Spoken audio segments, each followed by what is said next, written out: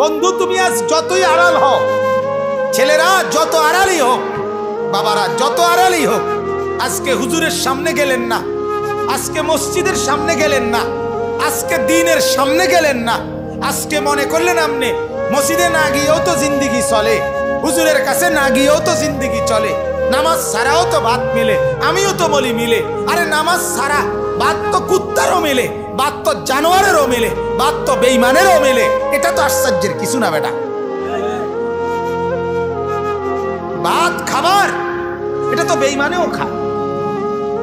তাহলে আজ যদিও তুমি মনে করো এখানে এদিক দিয়া হেদিক দিয়া, এই পাশ ওই পাশ দিয়া আড়াল হইয়া হইয়া তুমি পার হইয়া গেলা, কারো সামনে পড়লা না, কেউ দেখলো না, কিন্তু অচিরেই আল্লাহ তাআলা বলেন ইয়াউমা তুবলাস সারাইর, শুধুমাত্র তোমার বাহ্যিক কৃতকর্ম না, তোমার অন্তরে 24 ঘন্টা যত কথা উঠানামা করছিল, খারাপ চিন্তা চেতনা কল্পনা আবেগ অনুভূতি, আল্লাহর কসম আল্লাহ কোরআনে বলে সেগুলো হাসরের ময়দানে আমি আল্লাহ আমলনামার মধ্যে লিখিত দেখাবো। ইয়াউমা তুবলাস সারাইর, বুঝেন? এখন তো দিলের কথা কেউ জানে না। আপনার ভিতরে কি ঘুরতেছে আমি জানি, আপনি জানেন আমার দিলে কি ঘুরতেছে। আল্লাহ তাআলা বলে সেগুলো আমি তোমার সামনে দেখাবো। আফালা ইয়ালামু ইদা বু'থিরা মা ফিল কুবুর ওয়া হুসিলা মা ফিস সুদূর, মা ফিস সুদূর, তোমার অন্তরের ভেতরে যেগুলো, এগুলো আমি আল্লাহ তাআলা খুলে দেব। তাইলে আমার কথা হলো এটাই, এই কথা আমরা একেবারে নীরবে ঠান্ডা মাথা একটা সেকেন্ড বিবেককে কাজে লাগাইয়া, আপনারাই যারা বসছেন এই কয়জন মানুষ, এই ছেলেরা বাবারা, আমরাই বোঝেন আমরা যে কথা নিশ্চিত যে আমি যত দিকেই ঘুরি না কেন, যত দিকে যত বুদ্ধি ফন্দি খাটাই না কেন, আল্লাহর সামনে আমাকে সামনে দাঁড়াইতেই হবে, আমাকে কবরে যেতেই হবে। ঠিক কিনা বলেন? এটা আমি মানি কিংবা না মানি, স্বীকার করি আর না করি, কবরে আমাকে, কথা বলেন না, যেতেই হবে, কোনো সন্দেহ। যেহেতু কোনো সন্দেহই নাই, যেহেতু কোনো এই ব্যাপারে কোনো সন্দেহ নাই, অতএব আল্লাহর কথা মেনে নেওয়ার মধ্যেই কামিয়াব। কারণ উনাকে ছাড়া যেহেতু আমার আর কোনো কি নাই উপায়। কুল ইন্নাল মাউতাল্লাযী তাফিররুনা মিনহু ফাইন্নাহু মুলাকীকুম, আল্লাহ তাআলা বলেন ও বান্দা, মৃত্যু থেকে তুমি যেখানেই পলায়ন করো না কেন, মৃত্যু তোমার সাথে মোলাকাত করবেই করবে। তুমি দেখা করতে হবে না, সেই তোমার সাথে দেখা। তুমি মৃত্যুকে ডাকতে হবে না, মরণ তোমাকেই ডেকে নিয়ে আসবে। মরণ নিজেই তোমার সাথে দেখা করবে, সেই তোমাকে কবরে আনবে, তুমি আসতে হবে না। হাদিসের মধ্যে আছে, আল্লাহর নবী সাল্লাল্লাহু আলাইহি ওয়াসাল্লাম হাদিসে ইরশাদ করেছেন, প্রত্যেকটা নাফরমানের লাশ যখন খাটের মধ্যে করে কাঁধে তোলে, মানে কবরস্থানে নেওয়ার জন্য যখন লাশ খাটের মধ্যে কাঁধে তুলে নেয়, তখন এই পরিমাণ চিৎকার করে ওই নাফরমান লাশের খাটের মধ্যে। আল্লাহর নবী সাল্লাল্লাহু আলাইহি সাল্লাম বলেন, যদি একটা সেকেন্ডের চিৎকার তোমরা ওই নাফরমানের শুনতা, তাহলে পৃথিবীর কোনো মানুষ কাউকে কাঁধে আর লাশের খাটিয়া তুলতো না, বরং ফেলে রাখতো আর কুকুর বিড়ালে খাইতো। এরা শুধু চিৎকার করে নাফরমান বলে, আল্লাহর দোহাই আমার স্বজনরা আমার ওইদিকে নিও না,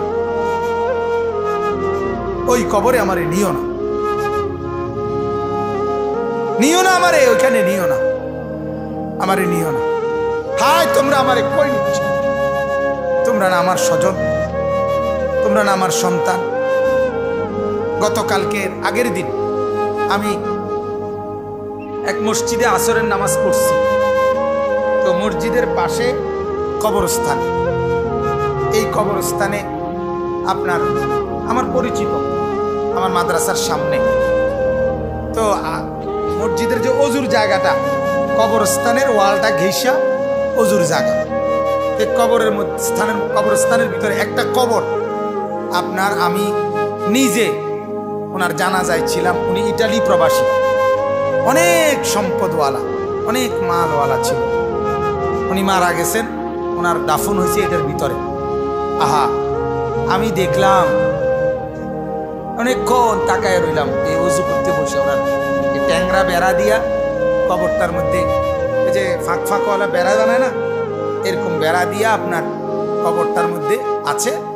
আর এই পুরাটা কবরের এই জায়গাটা এই পরিমাণ আগাছা পাতা লতা ফাতা ভরে রয়েছে, এটা দেখা আমার এতটা অনেকক্ষণ তাকায় রইলাম মনটার মধ্যে যে হায় মাওলা, এটা সেই লোক যেই লোকের বাড়িটা এত অত্যাধুনিক টাইলসের, যে বাড়িতে একটা পাতা একটা ময়লার টুকরা পড়তে দেয় নাই, এই পরিমাণ কর্মচারী সাফ সুতরা করে রাখছে। আর আজকে তার ছেলেরা কোথায়, তার বউ কোথায়? ঈদ গেল, ঈদের পরের দিন, পরের দিনের পরে দ্বিতীয় দিন, কোথায় ঈদ? তারা তো ঈদের আনন্দ করতেছে বিবি বাচ্চা, আর এই লোকের কবরের উপরে এই পরিমাণ লতা পাতায় ঘেরা। হায়, একটাবার তো কেউ দেখতে আসলো। 3 সন্তান, 2 বেটার, 3 জন ইটালি, এর নাম দুনিয়া। আমার খুব মনে হয়েছে যে হা, এর নাম কি পরিমাণ মেহনত করছিল এই লোক। আজ তোমার কবরের এই হালাত, আজ তোমার কবরের উপরে একটা ট্যাংরা বেড়া, তোমার বিল্ডিং আলিশান ফেলে আসছো যেটা, আজ তোমার কবরের ঝোপঝাড় লতা পাতাগুলো পরিষ্কার করার কেউ নেই। হ্যাঁ, এজন্য এটা বোঝা উচিত, এটা খেয়াল করা উচিত। আল্লাহ তাআলা এই জন্য বলছে, বান্দা তুমি তো আমার থেকে আড়াল হইতে পারবা না, তুমি তো কবর থেকে আড়াল হইতে পারবা না। কেমনে আড়াল হইবা? আইনামা তাকুনু ইউদরিকুমুল মাউত ওয়ালাউ কুনতুম ফি বুরুজিন মুশাইয়াদা। রব্বুল আলামিন বলেন, যদি সুউচ্চ দেওয়াল আর একেবারে নিশ্ছিদ্র, কোনো দরজা নাই, জানালা নাই, ছিদ্র নাই, একটা পিঁপড়া কিংবা মশা ঢুকবারও জায়গা নাই, এমন একটা ছিদ্র নাই, এমন দেওয়াল ঘেরা, এমন উচ্চ, যদি তুমি এর ভিতরেও গিয়ে আশ্রয় নাও, ইউদরিকুমুল মাউত, মৃত্যু তোমার সেখানেই পৌঁছে যাবে। দেখবে একদিন তোমাকে ওইখান থেকেই নিয়ে আসবে।